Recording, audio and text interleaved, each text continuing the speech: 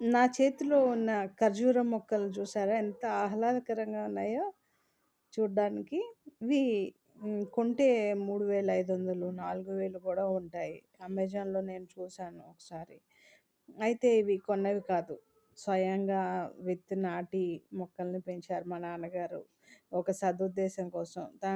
ఆయన స్వగ్రామమైన కపిలేశ్వరపురం ఆంధ్రప్రదేశ్‌లోని కృష్ణా జిల్లాలో ఉంది.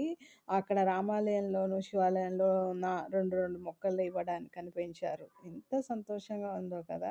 మన చేత్తో మొక్కల్ని పెంచి వాటిని మన పుట్టిన ఊరికి డొనేట్ చేయడం అనేది ఒక గుడ్ కాన్సెప్ట్ నా ఉద్దేశం ప్రకారం. మీరేమంటారు? ప్రతి వాళ్ళు కూడా ఒక మొక్కని నాటాలి. అప్పుడే మనం ఆక్సిజన్ సిలిండర్‌లు కొనుక్కునే పరిస్థితి రాకుండా ఉంటుంది. వాటర్ బాటిల్స్ లాగా కదా! మీరేమంటారు?